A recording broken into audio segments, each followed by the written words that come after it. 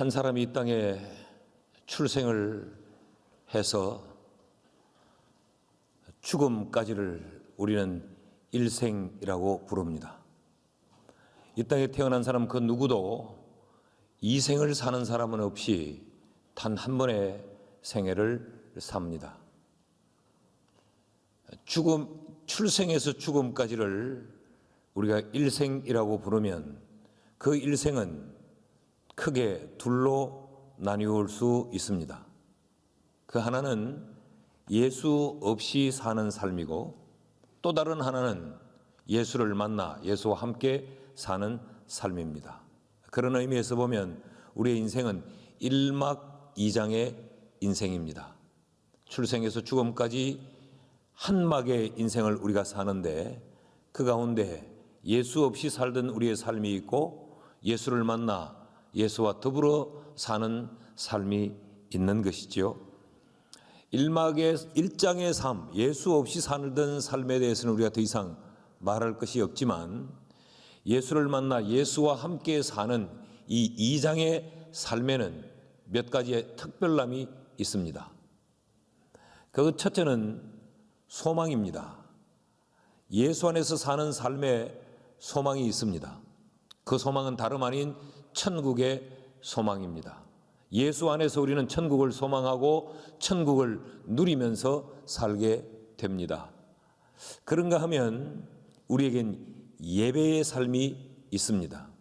예수 밖에 있을 때는 예배와 전혀 상관없는 삶을 살지만 우리가 예수 안에 예수와 더불어 살 때 우리의 삶의 특별함은 그 예수를 경배한다는 것입니다. 또 하나 더 예수와 함께 사는 삶에 있어서 특별함은 헌신입니다. 예수 밖에 있을 때는 예수께 헌신하는 삶이 우리에게 전혀 필요가 없었지만 우리가 예수 그리스도 안에 들어온 이후 우리는 예수께 헌신하는 삶을 살 수 있습니다. 헌신은 아무나 할 수 있는 것이 아닙니다. 이 헌신은 하나님에 의해서 선택을 받은 사람, 다시 말하면 하나님이 사랑하는 사람, 그 하나님의 사랑을 입어 또 그 하나님을 사랑하는 사람만이 할 수 있는 아주 특별한 행위가 바로 헌신입니다. 오늘 본문을 보면 본문은 베다니 동리에서 이루어지고 있는 한 잔치의 장면을 기록하고 있습니다. 이 잔치에 여러 부류의 사람들이 등장을 합니다. 그 잔치에 소매를 걷어붙이고 열심히 일을 하는 마르다라고 하는 여자가 등장을 합니다. 그런가 하면 그 잔치의 주인 되신 예수 그리스도의 발에 가장 귀한 향유 옥합을 깨뜨려 부은 마리아라고 하는 여자가 등장을 하지요. 그런가 하면 예수에 의해서 죽었다가 다시 살아난 나사로도 등장을 합니다. 또 성경에서 이러한 잔치에 봉사하는 사람에 대하여서 판단하고 비판하고 평가하는 가룟 유다라는 사람도 등장이 되고 있습니다. 이렇게 특정 인물로 거론되는 사람이 있는가 하면 불특정 다수로 등장하는 인물들도 있습니다. 그들은 죽은 사람을 살렸다는 예수를 보기 위해 잔치집에 몰려온 군중입니다. 그들은 예수를 보기 위함일 뿐만 아니라 그 예수가 죽은 자를 다시 살려놓았다는데 그 예수에 의해서 죽었다가 다시 살아난 그 나사로는 도대체 어떠한 모습을 하고 있을까? 그래서 그 나사로를 보기 위해 몰려온 일종의 호기심의 충족을 위한 구경꾼입니다. 이런 사람들만 있었던 것이 아니죠. 이 잔치집에는 그 예수를 죽이기로 결심을 하고 예수에 의해서 죽었다가 다시 살아난 이 은혜 받은 사람 나사로를 죽여 없애기 위해서 모의하고 그 잔치를 회방하는 그 회방꾼, 모의꾼들도 등장을 하고 있습니다. 이것이 요한복음 12장 1절에서 11절까지 등장하는 여러 부류의 사람들입니다. 자, 이들이 잔치집에 등장을 하기는 하나 헌신한 사람들은 누구냐? 이들 전부가 헌신한 것은 아닙니다. 일부는 구경한 사람이요, 일부는 잔치를 회방한 사람이요, 또 어떤 이는 그 잔치에 헌신하는 이들을 시기하고 배가 아파 그들을 판단하고 비판한 사람이지 헌신한 사람은 아니에요. 여기 마리아, 마르다, 이들은 그 잔치집에 몸을 들여서 자신들이 가진 귀한 것을 들여서 지금 헌신을 한 사람들로 소개되고 있습니다. 그런데 이들이 누구냐? 우리는 지난 11장의 말씀을 살필 때도 이미 살펴본 바대로 이들은 주님이 사랑하는 사람들이었습니다. 그리고 이들 또한 주님을 사랑하는 사람들이었어요. 그래서 나사로가 병들었을 때 이들은 주님에게 간청하기를, 보소서 당신이 사랑하는 자가 병들었나이다 라고 말했어요. 이들과 주님과의 이 관계는 사랑으로 맺어진 사랑의 관계였습니다. 이들이 헌신했다라는 거죠. 그런 의미에서 보면 헌신은 아무나 하는 것이 아니고 주님이 사랑하는 사람들이라야 헌신할 수 있고 주님을 사랑하는 사람들이라야만 헌신할 수 있는 것입니다. 그런 의미에서 보면 헌신은 특권입니다. 헌신은 특별함입니다. 아무나 사람의 열심과 사람의 열정으로 할 수 있는 것이 아니라 주님에 의해 선택되고 주님에 의해서 배려된 사람들만이 잔치집에서 헌신할 수 있다는 거지요. 여기 마르다, 마리아, 나사로, 이들이 누굽니까? 이들이 교회를 이루고 있는 주의 백성들입니다. 지난 시간 우리는 교회가 잔치집이라고 정의를 했습니다. 그 잔치집에서 그 잔치에 헌신하는 이들이 교회라는 거지요. 그렇다면 우리는 오늘 교회가 뭐냐? 교회는 헌신의 현장이다. 교회는 자칫집이면서 동시에 교회는 헌신의 현장이다라고 정의할 수 있습니다. 오늘 우리는 예수 그리스도의 몸된 교회를 이루고 있습니다. 그 지체로 모여인 반야월 교회라고 일컬어지는 이 교회는 어떤 곳인가? 바로 주의 사랑을 입은 자들이 주님을 사랑하는 그 마음으로 함께 더불어 헌신하는 헌신의 현장이라는 것이죠. 나는 우리 모두가 교회가 헌신의 현장인 것이 새롭게 인식되기를 축복합니다. 헌신은 뭐냐? 그 첫째로 헌신은 주님께 드리는 인간의 섬김의 행위입니다. 헌신은 주의 사랑을 입은 우리가 주님께 드리는 섬김의 행위, 그것이 바로 헌신이라는 것이죠. 자, 이 잔치가 누구를 위한 잔치입니까? 2절 말씀을 다시 한번 읽습니다. 다 같이 시작. 거기서 예수를 위하여 잔치할세 마르다는 일을 하고 나사로는 예수와 함께 앉은 자 중에 있더라. 이 잔치의 목적은 예수 때문입니다. 예수를 위하여 잔치했다. 마르다의 봉사도, 마리아의 향유를 깨어 붓는 그 행위도 전부가 다 주님께 드리는 이들의 섬김의 행위였어요. 여러분, 교회는 모여든 우리의 즐거움을 위하여서 우리가 일하는 것이 아닙니다. 교회 안에서 이루어지는 모든 이 헌신의 행위는 우리가 예수께 드리는 섬김이라는 것이죠. 우주의 주인이신 예수 그리스도, 그분께 드리는 그 섬김은 이 땅의 최고의 가치를 가지는 섬김입니다. 우리 성도들 모두가 교회에서 행해지는 이 헌신의 행위를 주님께 드리는 최고의 가치를 가진 섬김이라는 이해가 있기를 축복합니다. 그런데 이 섬김이 우리 스스로가 주님을 위하여서 특별한 스페셜 서비스를 하는 것이 아니에요. 우리는 종종 헌신한다, 주님을 위해 내가 섬긴다라고 하면 내가 그 주님을 위해 어떤 특별한 행위를 해드리는 것으로 생각하는 경우가 참 많습니다. 그렇지 않습니다. 내가 주님을 위해 어떤 특별한 행위를 해드리는 것이 아니고 주님이 우리를 선택해서 우리에게 이것을 요청하고 있다는 사실이에요. 자, 주님의 동선을 한번 체크해 봅시다. 주님은 지금 어디에 계시는가? 이 광야 곁 에브라임이라고 하는 동네에 계십니다. 그 에브라임이라는 동네에서 주님은 이제 그의 인생, 그의 생애 마지막 한 주간을 남겨놓고 있는데, 이 마지막 한 주간 예루살렘으로 입성을 하고 계십니다.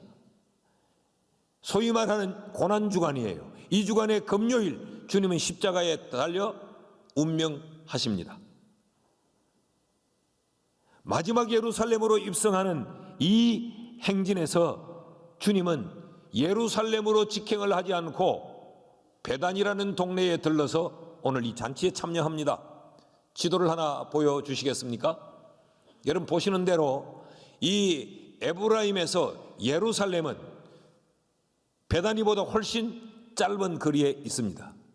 그런데 예루살렘을 목적으로 하여 주님이 지금 마지막 종려 주간의 예루살렘을 향해 들어가시는데, 주님은 그 예루살렘을 비껴 베다니까지 내려오셨다가 다시 예루살렘으로 올라가시는 이 복잡한 행로를 선택하십니다.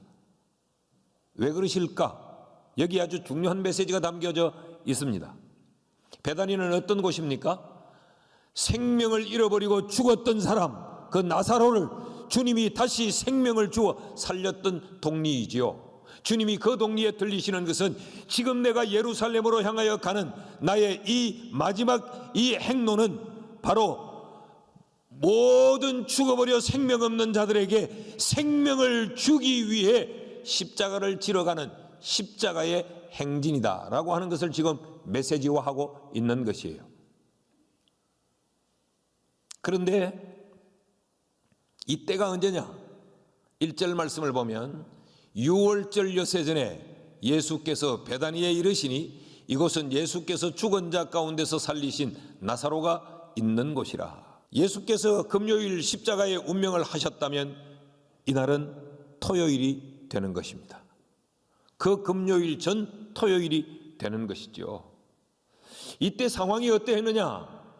요한복음 11장 마지막 절 57절 말씀을 보면 이는 대제사장들과 바리새인들이 누구든지 예수 있는 곳을 알거든 신고하여 잡게 하라 명령하였습니다. 예수 체포 명령이 내려져 있습니다. 누구든지 예수를 보거든 신고해라. 우리가 그 예수를 잡아 죽일 것이야. 이 말 속에는 만일 보고도 신고하지 아니하면 그는 해를 받을 것이야 라고 하는 것이 함의되어 있습니다. 자, 이런 상황에 주님이 지금 베다니 동리를 찾아오세요. 어쩌면 지금 주님께서는 사람들과 어울리며 사람들과 부대끼는 마지막 시간입니다.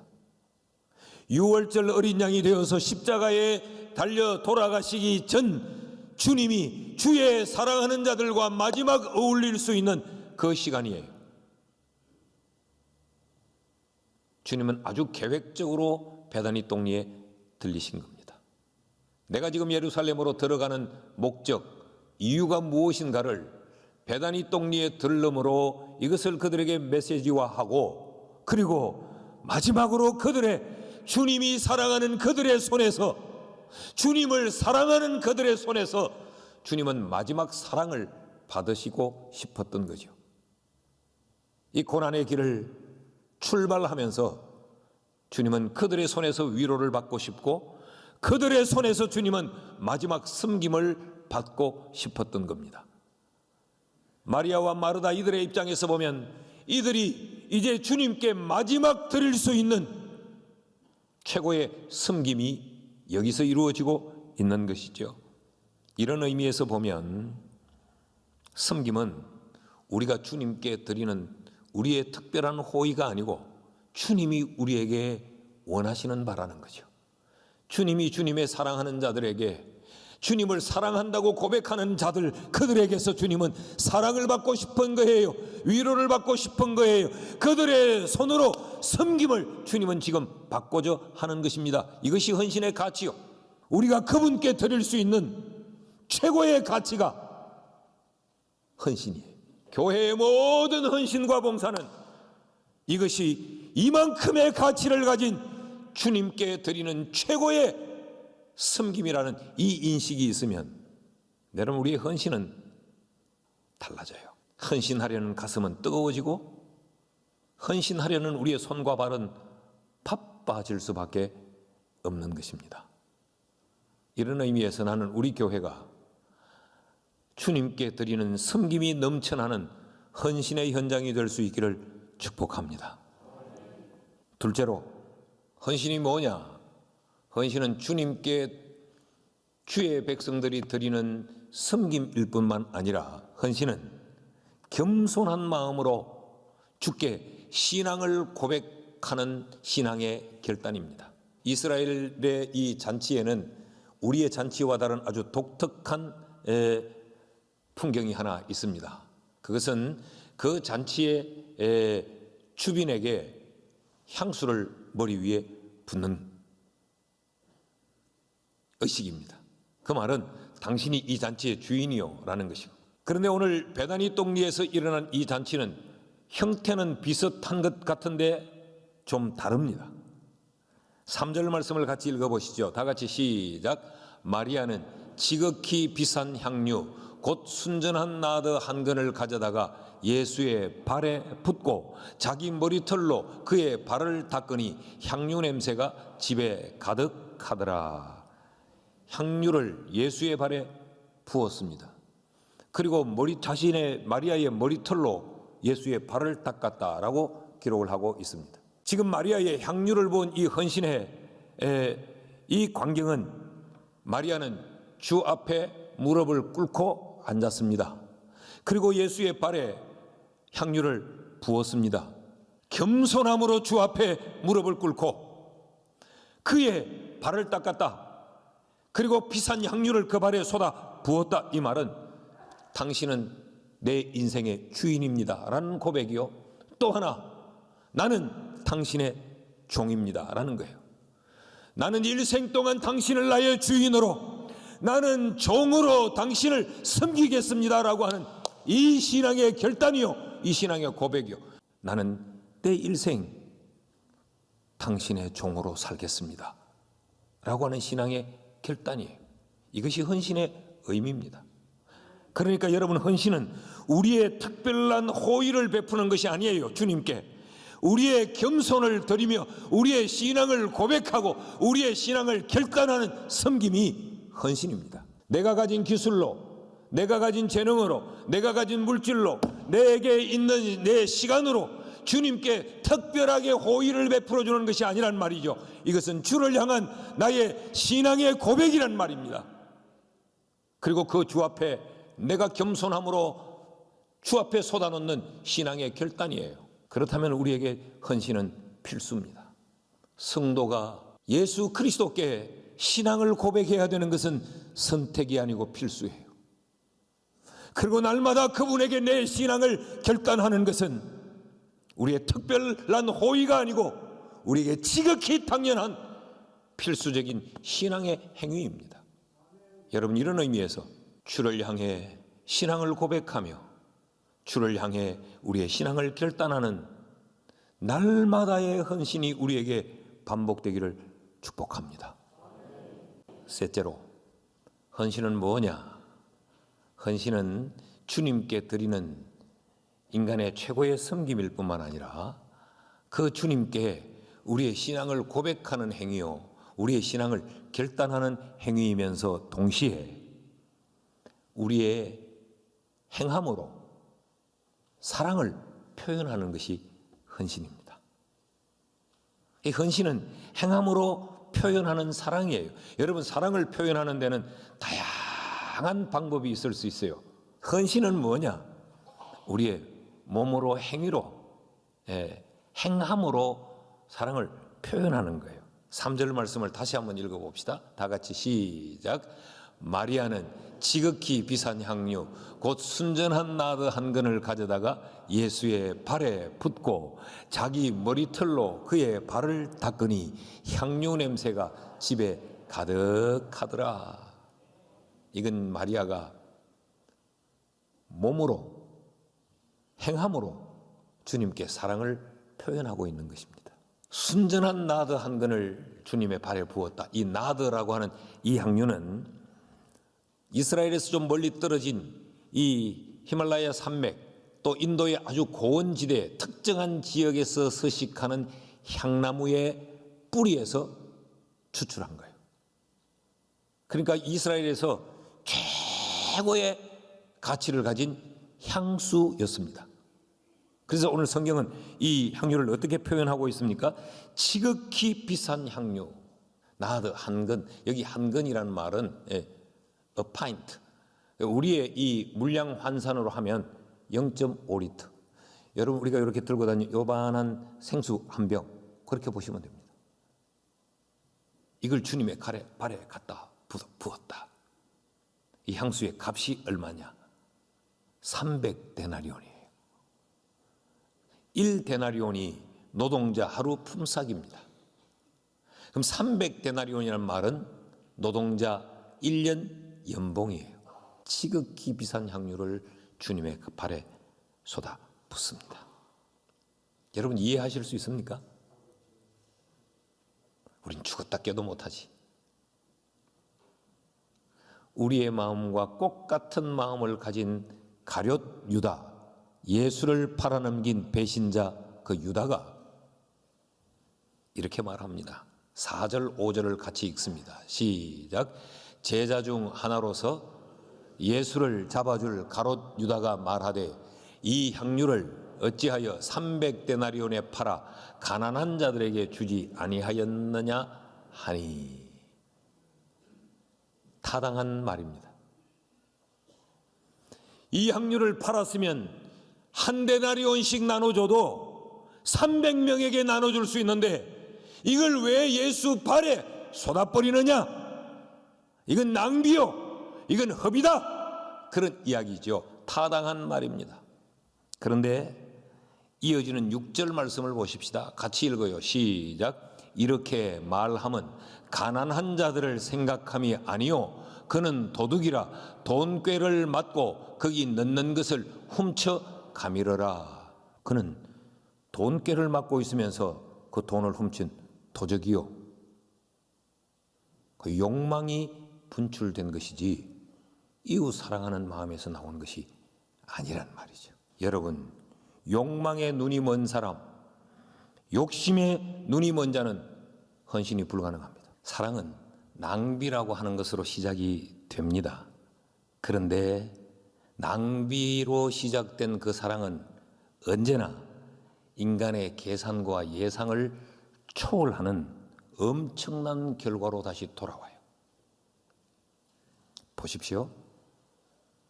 마리아가 주님의 발에 그 값비싼 향유를 쏟아부었을 때 일반적이고 보편적인 시각은 그 낭비였습니다. 왜 그 짓을 하느냐는 거죠. 그래서 아주 어려운 사람들을 생각하고 하는 듯 사랑의 옷을 입혀가지고 그것을 비난하고 힐난을 했어요.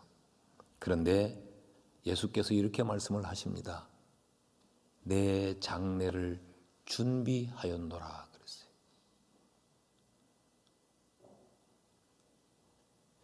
인간이 주님께 드릴 수 있는 최고의 영광스러움을 그 주인공이 마리아가 된 거예요. 이게 헌신의 결과입니다. 마리아는 계산하지 않았어요. 욕심 부리지 않았어요. 어떻게 보면 어리석었고 어떻게 보면 낭비한 것 같고 어떻게 보면 지나치는 것 같았어요. 그런데 주님이 기억하시고 계세요. 그러면서 어디든지 복음이 전해지는 곳마다 이 여자의 아름다운 행위가 전해질 것이다. 2000년이 지난 오늘 이 파냐올에 오늘 이 예배의 자리에서도 이 여인의 이 아름다운 헌신이 우리에게 지금 기억되고 기념되고 있는 거죠. 이게 헌신의 열매요 결과입니다. 주님은 우리에게서 헌신을 받고 싶어 하는 거예요. 우리에게서 사랑을 받고 싶어 하는 거예요. 입술의 사랑만이 아니라 우리가 행함으로 주님을 사랑하는 모습을 주님은 보고 싶어 해요. 우리의 것을 뺏자고 하는 것이 아니고 주님은 더 큰 것을 주시고 싶어서, 더 큰 것을 주시고 싶어서. 나는 우리 교회가 이 마지막 시대에 정말 보기 드문 인간의 계산과 인간의 약삭빠른 셈법을 뒤로 덮어놓고 주님을 향해 눈멀듯 낭비하듯 무한한 사랑을 행함으로 보여주는 그런 교회가 되기를 축원합니다.